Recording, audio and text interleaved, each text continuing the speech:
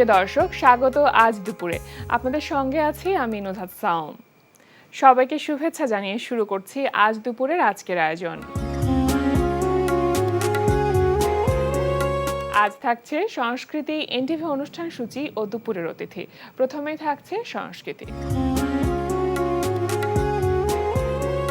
পান্থপথ দৃকপাঠ ভবনের ৮ম তলায় দৃক গ্যালারিতে অনুষ্ঠিত হচ্ছে কার্টুন প্রদর্শনী কার্টুনের বিদ্রোহ। প্রতিদিন বিকেল ৩টা থেকে রাত ৮টা এই সময় প্রদর্শনী চলবে ২৩ আগস্ট পর্যন্ত। লালমাটিয়ার কলা কেন্দ্রে অনুষ্ঠিত হচ্ছে জাভেদ জলিলের প্রদর্শনী synthetic reality is thought artificial, movement of thought part 1 the red. প্রদর্শনী চলবে ২৪ আগস্ট পর্যন্ত।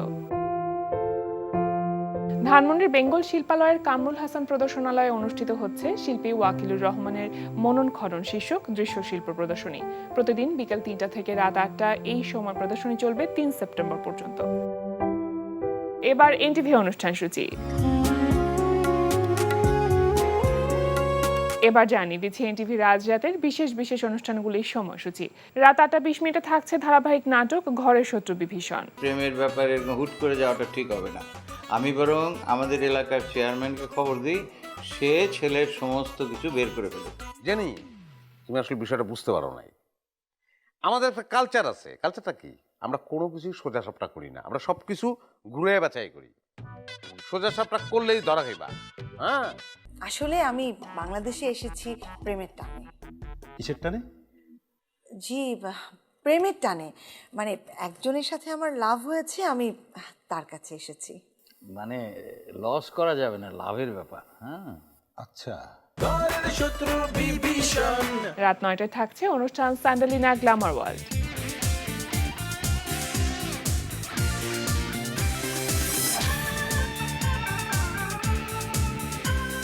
রাত ৯টা ৩০ থাকছে ধারাবাহিক নাটক জোনাকির আলো। হালিম ভাই সুস্থ হলে তো তোমার জন্য সুবিধা। আরে কি যে সুবিধা, আমার মরণ ঘরটা বাঁচবে হালিম ভাই যদি ফেরত আসে। মানে মানে কি বলতেছো? মানে দোয়া করো হালিম ভাই যেন ফেরত না আসে। হ্যাঁ, এটা দোয়া করো। হালিম ভাই আসলে আমার ঝামেলা শুরু হয়ে যাবে। কিসের ঝামেলা? আরে হালিম ভাইরে তো খুনটা তুমি করতে গেছিলে হালিম ভাইরে খুন? আমার ছেলেটা আমার একমাত্র সম্পদ, ও ছাড়া আমার আর কেউ নেই। আগে আমি চাইতাম যে ও চাকরি করবে, সংসারের হাল ধরবে, আমাদের দেখাশোনা করবে, কিন্তু এখন আমি চাইছি যে ওর কোনো কিছু করবার দরকার নাই, ও শুধু বেঁচে থাকুক। রাত ১১টা ৩০ সরাসরি সম্প্রচার হবে টক শো এই সময়।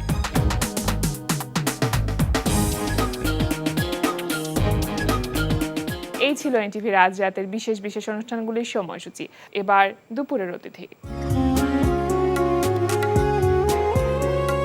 ধানমন্ডির বেঙ্গল শিল্পালয়ে অনুষ্ঠিত হচ্ছে চিত্রশিল্পী ওয়াকিলুর রহমানের মনন খনন শীর্ষক দৃশ্যশিল্প প্রদর্শনী। প্রিয় দর্শক, আমাদের আজ দুপুরের অতিথি চিত্রশিল্পী ওয়াকিলুর রহমান। শুভ দুপুর ভাইয়া। শুভ দুপুর। কেমন আছেন? ভালো। এখন এই সময় আসলে ভালো থাকাটা অনেক বড় একটা চ্যালেঞ্জ, এবং প্রত্যেকে আমরা যে যা জায়গা থেকে চেষ্টা করছি সর্বোচ্চভাবে যে কিভাবে আসলে ভালো থাকা যায়, নিজেকে ভালো রাখা যায়। শিল্প এবং শিল্পী এই দুটো এমন একটি বিষয় যেটা একে অন্যের সাথে ওতপ্রোতভাবে জড়িত, এবং অন্যকে ভালো রাখার ক্ষেত্রে, নিজের ভালো থাকার ক্ষেত্রে অনেক রকমভাবে সাহায্য করে। আপনি একজন শিল্পী, এবং আপনার যেই দৃশ্যশিল্প প্রদর্শনী মনন খনন সেটা চলছে বেঙ্গল শিল্পালয়ে, যেটা শুরু হয়েছে ৫ জুলাই থেকে এবং ১৪ সেপ্টেম্বর পর্যন্ত এই প্রদর্শনী চলবে। কেমন চলছে এখন পর্যন্ত মনন খনন? হ্যাঁ, যেটা বলছিলেন যে শিল্প এবং শিল্পী, আমরা আসলে সমাজের বাইরে তো কেউ নই। তো সমাজের আমাদের চারিপাশে যা ঘটে, দেশ, পরিবার, আন্তর্জাতিকভাবেও, আর এখন তো মিডিয়ার কারণে এগুলোর সাথে আমাদের যে সম্পর্ক, সেটা খুবই কী বলবো, সেটার প্রভাব আমাদের জীবনে অনেক প্রকট। হ্যাঁ, আমার প্রদর্শনীটি ৫ তারিখে শুরু হয়েছে। এর মধ্যে জাতির জীবনে, রাষ্ট্রের জীবনে বেশ বড় গুরুত্বপূর্ণ একটা পরিবর্তন আমরা দেখছি। তো এই সময়টায় মানে একদিকে বলতে গেলে এরকম একটা প্রদর্শনী আয়োজন করার জন্য একটা দীর্ঘ সময় পরিকল্পনা নিয়ে কাজটা করা, অবশ্যই। এটার মধ্যে অনেক শ্রম আছে, চিন্তাভাবনা আছে, এর মধ্যে অনেক কিছু ইনভেস্টমেন্ট আছে, সেটা সাজানো, উপস্থাপনা, পরিকল্পনা, প্রোপাগান্ডা, মানে আমি বলছি প্রচার ইত্যাদির মাধ্যমে শুরু করি। তারপর দেশের এই সার্বিক ঘটনার কারণে এটার যে নিয়মিত যে প্রদর্শনীটি দেখার যে সময়, সেখানে কিছু সময় আমাদের স্থগিত রাখতে হয়েছিল। এটা সার্বিক জীবনেই ঘটেছিল। এটা এখন সময় প্রয়োজনে হতে হয়েছিল, হতে কিন্তু হয়েছিল, তারপরও বলা যেতে পারে যে বড় পরিবর্তনের সাক্ষী হিসেবে আপনার এই মনন খনন চলছে এবং 14 সেপ্টেম্বর পর্যন্ত এটার ডেট আসলে এক্সটেন্ড করা হয়েছে।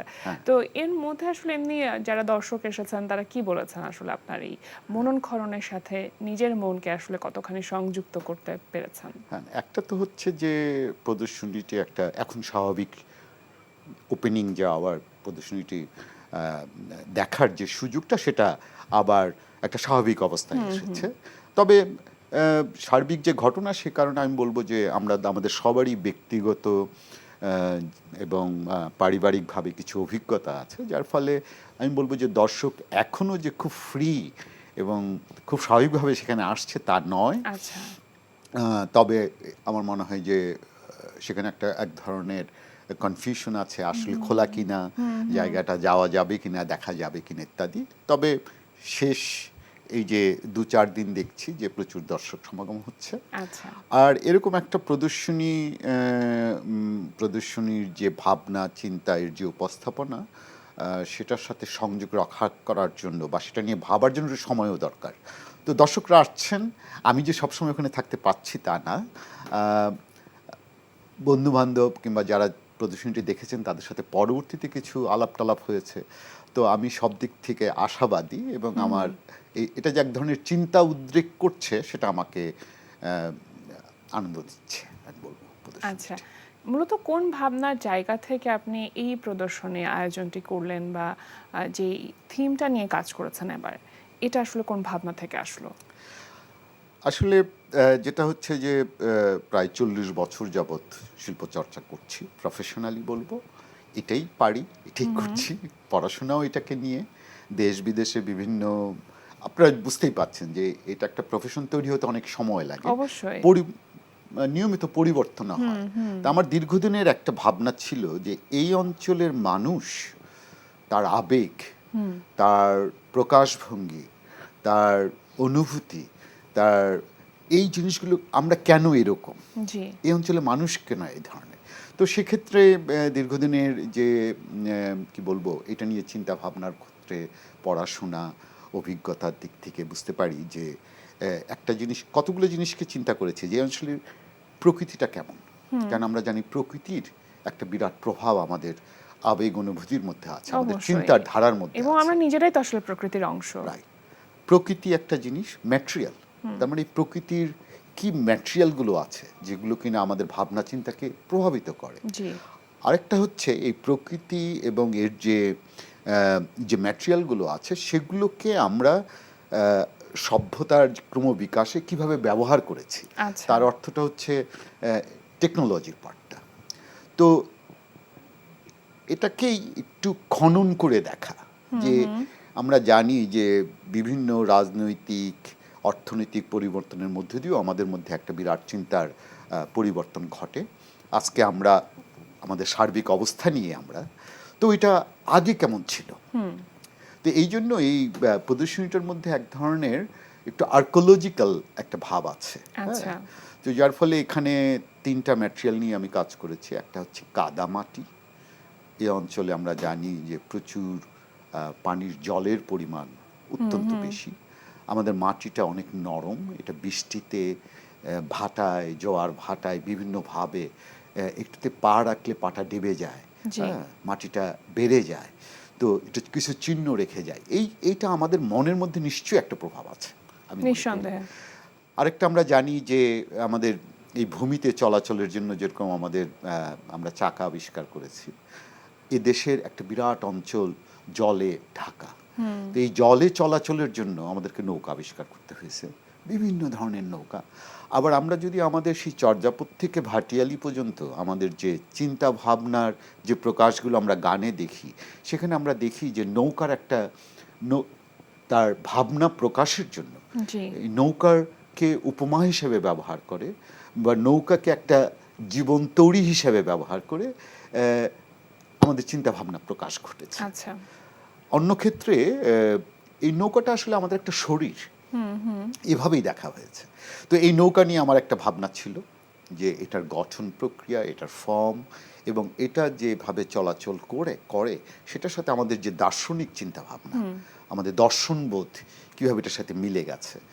তো সেটা একটা জিনিস। আরেকটা হচ্ছে যে ভাষা, আচ্ছা যে আমাদের প্রকাশভঙ্গির জন্য যে আমরা দেখে যে ভাষাটা তৈরি হলো, সেই ভাষাটার ফর্ম, সেই একটা শব্দের মধ্যে কিভাবে আমরা আমাদের ভাব প্রকাশ অনুভব করি।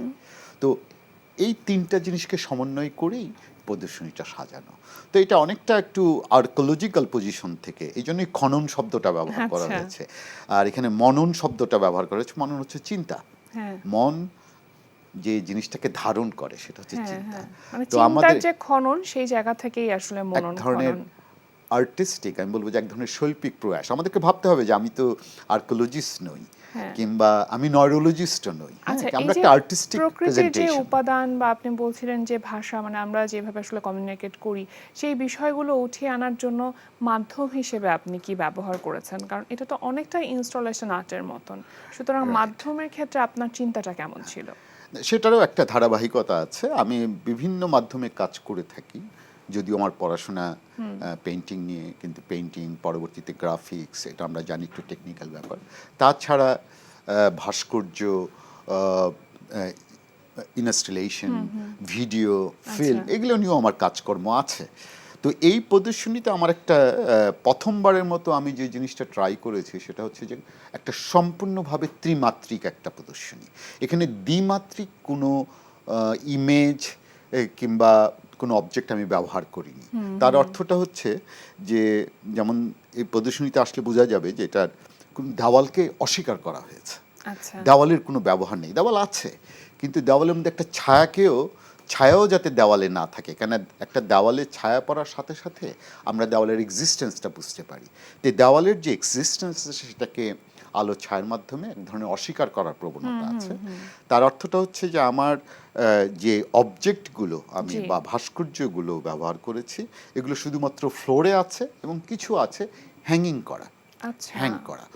তো এটা একটা গুরুত্বপূর্ণ, আমি বলবো যে এই জন্য অবজেক্টগুলো ফ্লোরে রাখা আছে, শুধু ফ্লোরটাকে ব্যবহার করেছে। আমি আসলে একটা ওপেন স্পেস, একটা সমতল ভূমির একটা খোলা প্রান্তরকে একটা চিন্তা করেছি, যার ফলে দেওয়ালের কোনো ব্যবহার নেই।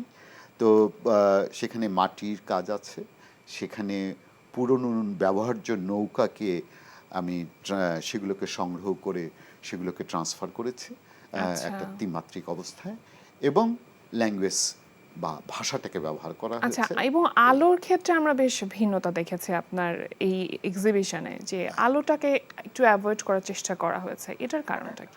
অ্যাভয়েড বলবো না, আমি এক ধরনের আমার এই কাজের পরিবেশ তৈরি করার জন্য যে আলোটা দরকার, আসলে এখানে অনেকগুলো জিনিস গুরুত্বপূর্ণ। আসলে আলো থাকলেই আমরা দেখি কিনা, আলো থাকলে আমরা বেশি দেখি কিনা, এগুলো নিয়ে ভাববার ব্যাপার আছে। আলো আমাদের একটা ত্রিমাত্রিক অবস্থাকে বুঝতে মানে সাহায্য আলো করে। এখানে একটা ভাষা, তাই না? যে Right. আলোটাকে আসলে আমি কিভাবে ব্যবহার করছি সেটাও দর্শকদের সাথে আসলে কিভাবে কানেক্ট করছে, এই বিষয়টা উঠে Right. এসেছে। তো আমার একটা প্রথম ইন্টেনশন ছিল যাতে দর্শকরা বুঝতে পারে যে তারা একটা ভিন্ন একটা পরিবেশে এসেছে। এটা তার বাইরের যে জগৎ, যে এক্সপিরিয়েন্স, সেটা থেকে একটা অন্য একটা জগতের তৈরি করা, একটা অ্যাটমসফিয়ারে জি, তার জি। একটা ভাবনার জায়গা তৈরি করা। এই জন্য আলোকে খুব কম আলো ব্যবহার করা হয়েছে। এটা অনেকটাই একটা বিকাল সন্ধ্যার একটা আলো, কিংবা সন্ধ্যাটাই আমি বলবো, এই অ্যাটমসফিয়ারটা ধরার চেষ্টা। এখানে খুব বাহ, চমৎকার। উচ্চকিত সমস্ত কিছুকে অ্যাভয়েড করা হয়েছে।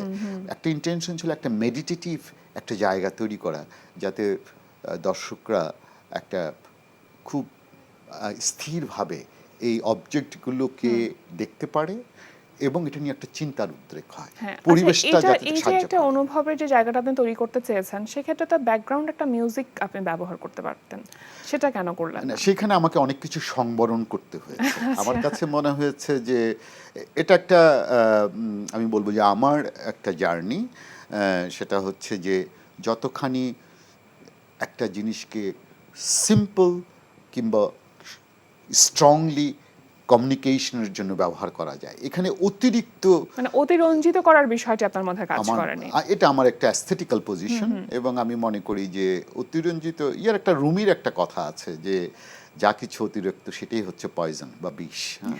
তো আমি একটা নিরলঙ্কার, এটার সাথেও কিন্তু আমাদের এই অঞ্চলের মানুষের যে চিন্তা ভাবনা, হ্যাঁ। আপনি যেমন ধরেন আমাদের বুদ্ধিজম থেকে শুরু করে আমাদের বাউল দর্শনের কথা যদি বলি, এদের জীবনযাপনের কথা বলি, সেখানে এক ধরনের খুবই স্ট্রেংথ, সংযমের ব্যাপার আছে। আচ্ছা, তো এই উপস্থাপনায় আমি অতিরিক্ত সব কিছুকে বর্জনের একটা প্রচেষ্টা ছিল, জানি না কতটুকু হয়েছে। অন্যদের কাজের ক্ষেত্রে মানে অন্যরা যখন এক্সিবিশন করে সেক্ষেত্রে তো আপনি আসলে কিউরেটর হিসেবেও কাজ করেন। হ্যাঁ, আমি একটি মানে আমি নিজের শিল্প চর্চার আমার নিজের কাজের পাশাপাশি এই ঢাকা শহরেই লালমাটিয়াতে এখন লালমাটিয়াতে অবস্থিত কলাকেন্দ্র নামে একটি প্রতিষ্ঠান চালাই, যে প্রতিষ্ঠানটি শুধুমাত্র দৃশ্যশিল্প নিয়েই কাজ করে। তার অর্থটা হচ্ছে যে আমরা আমাদের পজিশন থেকে আমি, আমার বন্ধুবান্ধব আছে, অন্য যে কিউরেটর আছে যাদেরকে নিয়ে কাজ করি, তাদের দৃষ্টিভঙ্গিতে গুরুত্বপূর্ণ শিল্প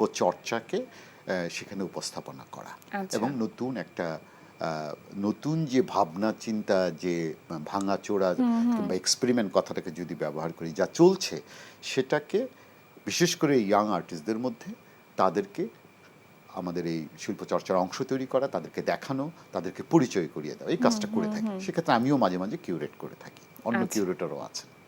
আচ্ছা, আপনি দেশের বাহিরেও অনেক এক্সিবিশন আপনার করা হয়েছে, সেখানে পার্টিসিপেট করা হয়েছে। তো আপনার কাছে কি মনে হয় যে আমাদের দেশের যে শিল্প চর্চা এটা যেভাবে এগিয়ে যাচ্ছে এবং আন্তর্জাতিকভাবে আসলে শিল্প চর্চাটাকে যেভাবে ব্যবহার করা হচ্ছে কোনো একটা ভাষা হিসেবে, সেই জায়গাটাতে আমাদের কোথায় কমতি আছে এবং কিভাবে কাজ করা যেতে পারে? একটা জিনিস হচ্ছে যে আমরা যে সময়টাতে অবস্থান করছি, আমরা তো খুবই বিভিন্ন কারণে, এই যে সামাজিক মাধ্যম, যোগাযোগ মাধ্যম, ইন্টারনেট, ইনফরমেশন এবং আমাদের অর্থনৈতিক অবস্থার পরিবর্তনের কারণে আমাদের মোবিলিটি, অন্য দেশে যাওয়া, দেখা ইত্যাদি অনেকগুলোই একটা বিরাট পরিবর্তন এসেছে।